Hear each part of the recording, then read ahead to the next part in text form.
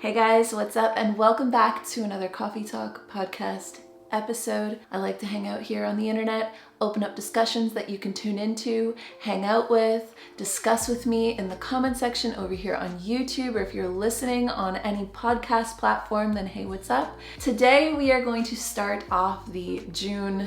I guess it's not all gonna be summer related conversations that we'll have all month, but I definitely am focused a little bit more on summery content or summery conversations as we enter the month of June. And a request came in to talk about the pressures of hot girl summer.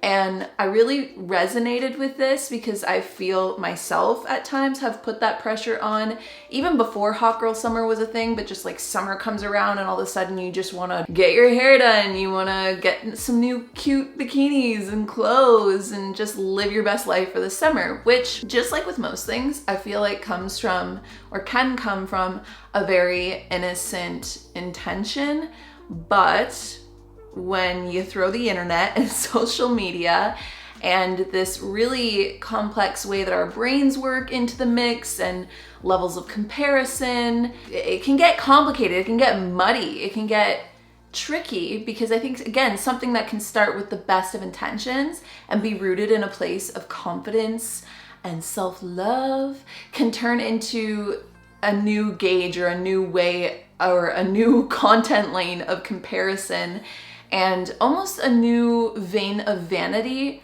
or at least it can seem that way sometimes. I'm trying my best not to be, I don't want to be like an older judgmental sister about this, you know? And I feel like on the internet, I'm slowly becoming an older sister on the internet as Gen Z's really come up and taken over the social media platforms. Here I am, a 94 baby, millennial, trying to kick it with the cool kids, you know? That's such a lie. I do not try and kick it with the cool kids. I have pretty much stayed in my lane online. I still take in a lot of this content. I still see a lot of the trends. I guess in a sense have an opinion on it, but today I just want to open up the conversation. And I mean, I definitely still experience those pressures as well. So let's chat about it. Also, let me know what you're drinking. As per usual, let's dive in. Let's talk about the origins of hot girl summer. Where did it start? So it was about 4 years ago. Wait, 3 years ago. Don't let me get too far ahead of myself. I swear the last 2 years feel like a time vortex where it feels like 2019 feels like a different generation. It feels like a different time. But it started in 2019 with Megan Thee Stallion. So she had released a song 2019, I believe it featured Nicki Minaj, and it was called Hot Girl Summer. And it started this whole trend where I think something that was already prevalent on the internet, but just didn't really have like a name or a trendy tag for, suddenly it was like those two things merged, you know? I think people were already kind of doing hot girl summer, just not really calling it hot girl summer until 2019. All right, so upon editing today's podcast, I went through Pinterest and looked up hot girl summer for some, B-roll, and found this thing called hot girl summer list. And I'm actually scared. There's lists that give you points or take points away if you get called bad or you get called cute. There's some toxic ideas that if you catch feelings, you lose points, and you gain points if you leave someone on red for a week. And I know that this is probably made by young people. Like this one says, if only I wasn't 13 in the comments. And then someone wrote back saying, I've done all of these things and I'm 13. And then someone writes, are you sure? SHURE, which actually just makes me feel so warm and fuzzy because I just remember being this age and writing like that. But just knowing that young, impressionable girls are going on Pinterest or making these lists, it's a sign that the general intention of hot girl summer is missing what it's meant to be. But I digress. Originally, if you actually look up Meg Thee Stallion, when asked what is hot girl summer, what is it supposed to mean, hot girl summer was genuinely about living your best life, being unapologetically you. Even though it's hot girl summer, she included women and men and people all over the gender spectrum to quite literally just do you, just be unapologetically yourself, not give a damn what anybody has to say or think about it, hype up your friends, have a good time, and just enjoy the season while it's here. And genuinely, again, I think that like most things on the internet, or at least not maybe everything that trends on the internet, but a lot of the things that end up trending on the internet, I think they can start with very wholesome, very positive roots or intentions. The problem with the World Wide Web, or the Wild Wild Web, especially as we move into things like metaverses, and I still feel foreign to TikTok. When things trend on the internet, they tend to take on a life of their own. And what can originally start with really good and pure intentions can kind of get muddled and lost along the way. And everything that we consume in terms of content on the internet is usually very visual. I mean, again, you've got podcasts, you've got audio forms, all of that stuff, but a lot of it, when it comes to things like TikTok or Instagram or Pinterest or even YouTube, like a lot of these things are very visual. And so it makes sense, but it's also not necessarily a great thing. That what I think can start with very pure, intrinsic, positive intentions can end up landing on a very external, almost vain, physical aspect or trend. What Megan Thee Stallion described as Hot Girl Summer was rooted in a place of confidence. It was rooted in a place of self-acceptance. It wasn't about having to change who you are in order to have a hot girl summer. It was literally just about, oh, it's summertime, time to just live your best life. No changes necessary. You vibing, going with the flow, having a good time, and enjoying it. And whatever that means to you, doing it in that form, right? The original intention or the original definition of what it was supposed to mean clearly got lost along the way, because there is no pressure, or there shouldn't be any pressure, when it comes to just literally being unapologetically yourself. That means nothing actually has to change. You don't need to do anything. You don't need to go anywhere. You don't need to spend any money. You just need to just be you and love it. And you don't even need to post about it. You can hot girl summer without posting about it. Imagine, how would anyone know if you were hot girl summering if you didn't post about it everywhere, right? There is nothing wrong with that. It's just, there is always going to be that level of vanity to it. I mean, we all do it. Anybody that posts and like shares openly, two things can be true. You can have the best of intentions. You can just want to document your life. You can have all this fun, but there is a level of it that's just like, yeah, I'm living it right now. Who cares? Embrace it. We're allowed to be a little vain, okay? The issue is, I mean, in my personal opinion, I'm gonna impose my personal opinion in here. I think the problem is that as a society at large, especially as we move into realms like social media, I think that a lot of our core values as a collective are still really skewed, are still not necessarily beneficial to the common person. And because of that, I think a lot of the core values, or a lot of the priorities that I tend to see on social media, especially in things that tend to trend, have a lot to do with vanity, have a lot to do with your physical appearance, you having to fit into a certain mold. Even the more open and embracing and accepting as we've become, there still seems to be a layer of almost like a toxic trait to it, a toxic layer to it. When you live in a world where your value to a company, or your value to a brand, or your value to a platform comes from, one, keeping your attention, and two, getting you to spend your money or change your behavior, that gets tricky, because then the value system starts to become, okay, it's easier to manipulate you, it's easier to get you to spend money, it's easier to get you to spend more time here if we run off of your negative emotions. And you might think like, wait, I tend to have a lot of positive experiences on social media, and I don't doubt that. I just mean more so, especially when it comes to companies trying to sell things, companies trying to sell products or whatever it is. There's like a sneaky underlayer of, if we can make people feel insecure, almost compulsive or obsessive with trying to better themselves, and when you try to constantly, compulsively, and obsessively better yourself, you're going to be spending money, you're going to be changing your behavior, you're going to suddenly feel like what you are, who you are, what you have isn't enough, and thus You've gotten hooked, you know what I mean? Like you bit into the trap of, okay, so now you're gonna buy all these new clothes. Now you're gonna spend money on luxury vacations. What if you can't? You know, the double whammy of that is you're either gonna do it, and if you have the money for it, good on ya. But if you don't, you're gonna put yourself in a financially tight situation to hot girl summer. And if you can't, or if you're smart about it, or if you're like, actually, I don't have the money to buy a whole new wardrobe, I don't have the money to go to an expensive gym, I don't have the money to be going on these crazy trips and doing all of these crazy things, then you feel excluded. Then you're no longer on the inside, or you don't feel good enough, or it can mess with your ability to what the original intention was, just be unapologetically you and enjoy your life as it comes and as it goes, you know, as the season of summer comes in and fades out, just doing what you would normally be doing and enjoy it. I don't know. I'm not here to say whether it's intentional or not. I think with some brands and with some platforms, there can be some meticulous thought process going in there to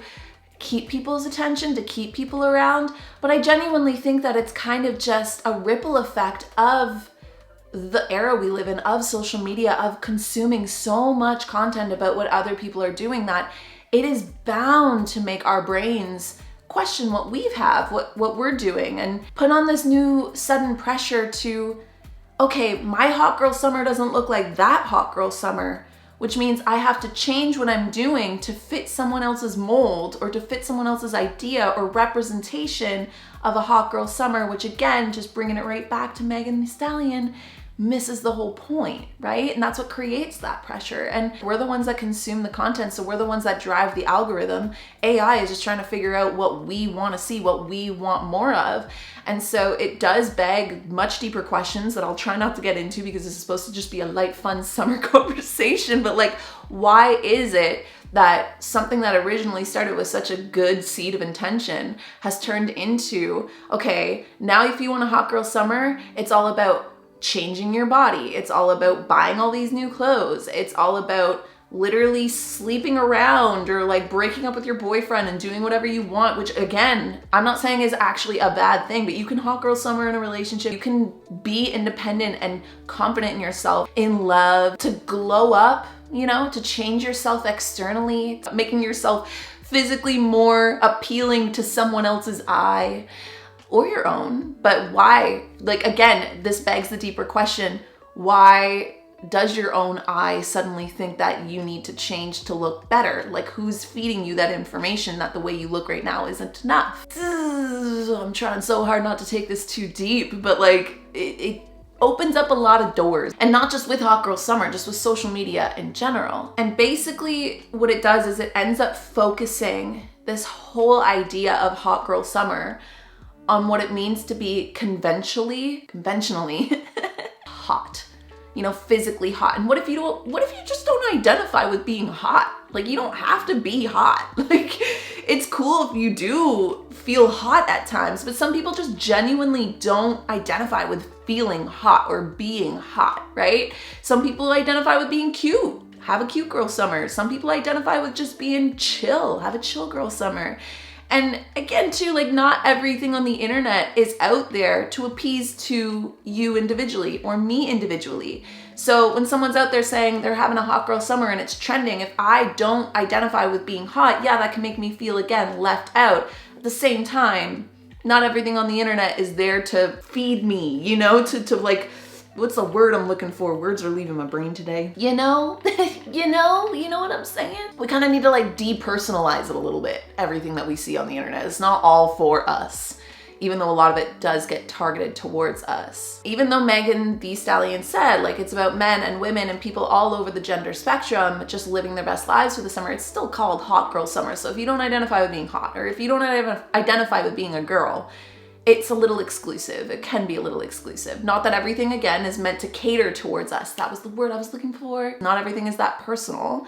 At the same time, it's a trending thing that might make some people feel like, well, I can't become part of this trend, and now I feel left out of this little section of society, which is a very deep, ancient part of our bodies. It's a deep, ancient part of our chemical makeup of being a human being that makes us feel kind of crappy, you know? Both of these things can be true.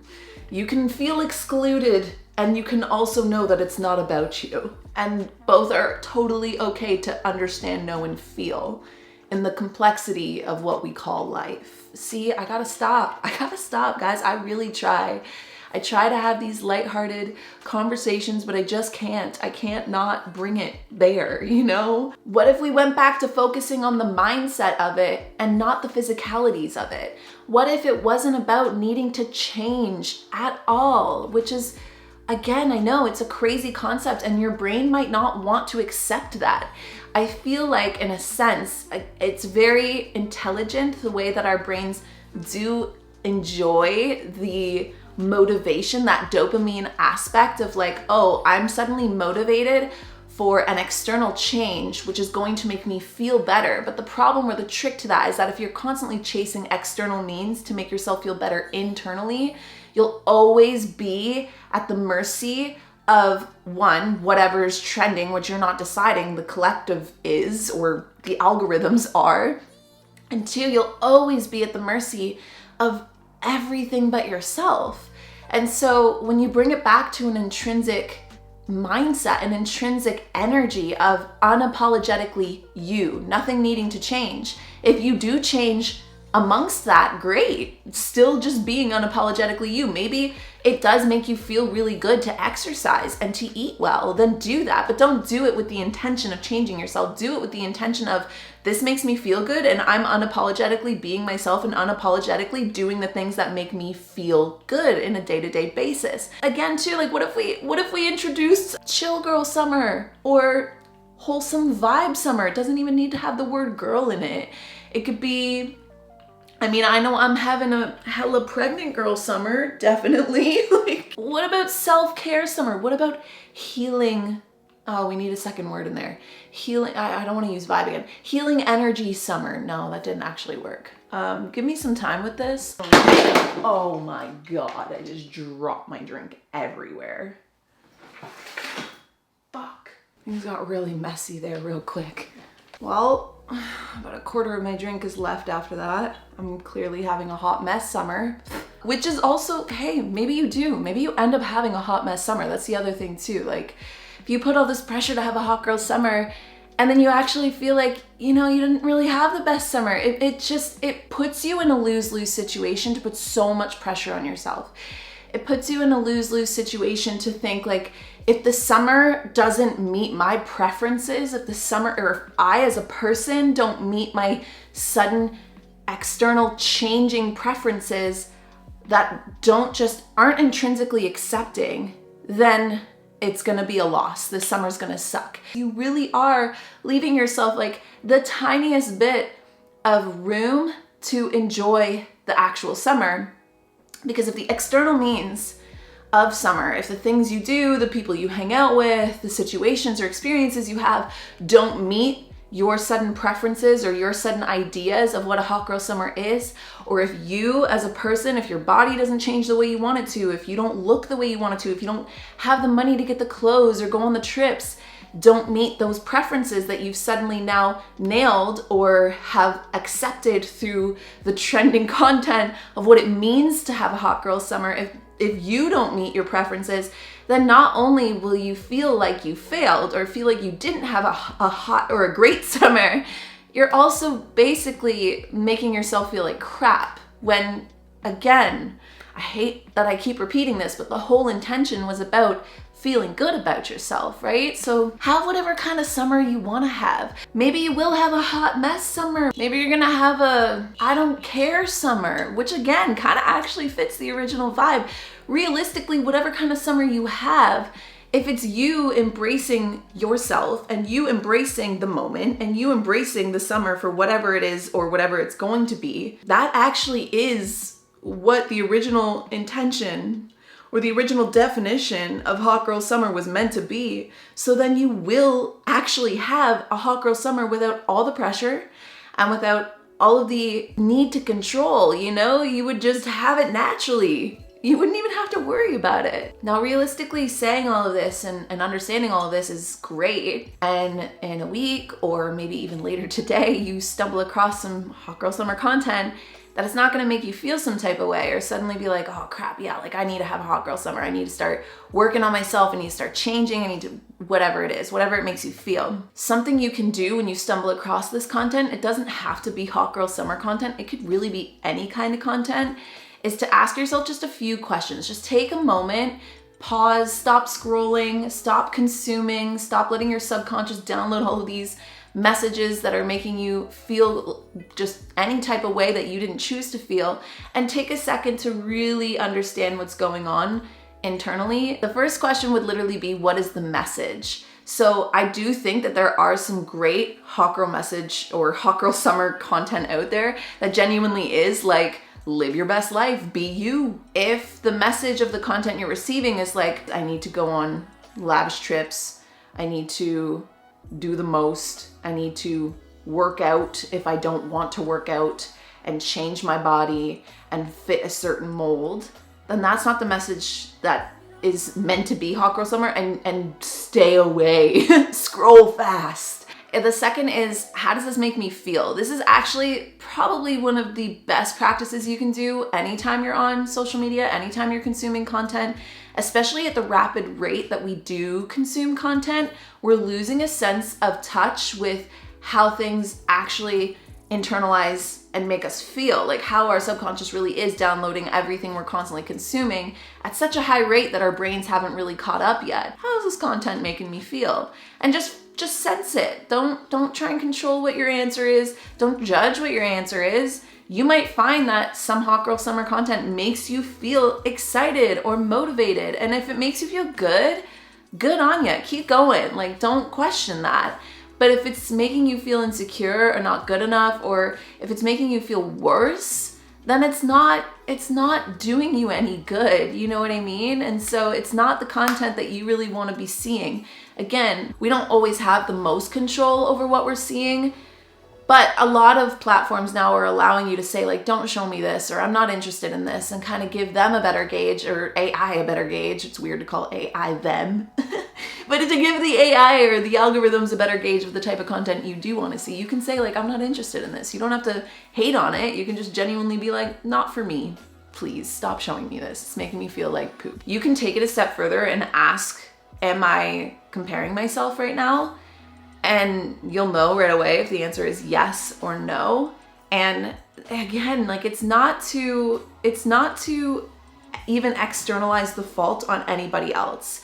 Whatever anybody is posting on the internet, even if you think it is vain, even if you think it is self-serving or whatever it is, that's their cookie to crumble. That's their path to walk. That's their shit to figure out. And not only that, that's your projection or your assumption about what you're seeing, right? Like, it's based on who you are, what you've grown to understand and know. You're projecting what you think this person's intentions are with that said whatever it is. It doesn't, again, help you at all. Everything is just a practice of understanding yourself better. You can just take a moment, just take a second and reconnect to, okay, but what's important to me?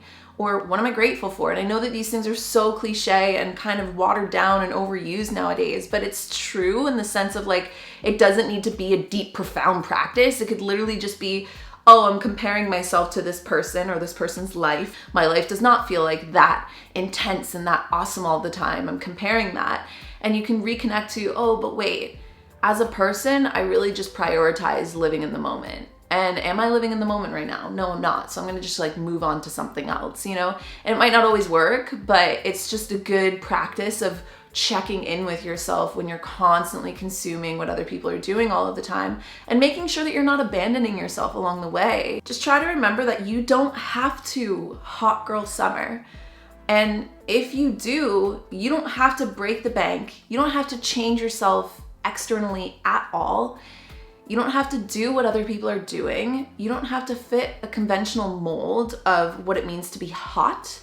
You don't have to do anything. You truly don't. You just gotta live your best life. You don't even need to share it. You don't even need to post it for anybody to see if you don't want to. There are no rules except for maybe one.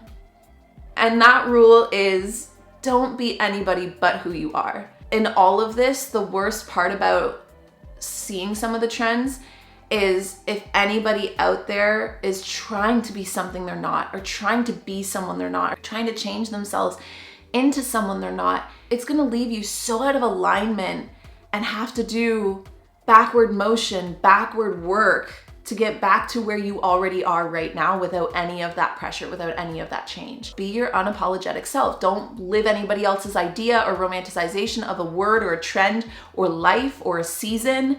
Just be you, just do you, and it will come across not only more authentically, but you'll be living much more aligned with yourself. And then if natural changes do come and they end up being positive changes, great. And if they don't, doesn't matter, because it's all about just neutrality of who you are, just accepting who you are, not making everything so personal, not making everything so kind of I don't mean this negatively, but self-centered in a way that our brains are kind of being trained to do through the era we're living in. So what if your hot girl summer is literally like enjoying nature? What if it's not even about what if it's like hot nature summer? I don't know if I'm explaining that right, but it allows you to just embrace what is, what comes, what goes, who you are, with a sense of neutrality, with a sense of like, it doesn't need to be one way or the other. Life does not need to meet my preferences. A season does not need to meet my preferences. And that, I think, is actually the trick, or like the trap door to a true hot girl summer, without any pressure, without any change, without any need to fit society's mold of whatever the heck the trending version of a hot girl summer is 3 years down the line, 2022. And if ultimately you only take one thing away from today's chat, it's just remember that what the whole premise of a hot girl summer is meant to be internal. It's meant to be about an internal energy, an internal vibe, an internal mood, and not about an external appearance or an external show you're giving to the world.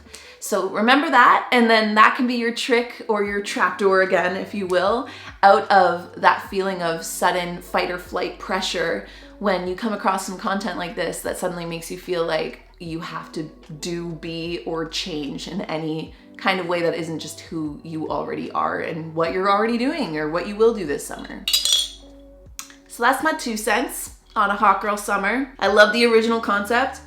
I love the original intention and the original root of embracing who you are. Hype up your friends, hype up people you don't even know. Be like, yeah, live that hot girl summer, but don't let it change you. Don't let it make yourself feel any less of a person, any less amazing.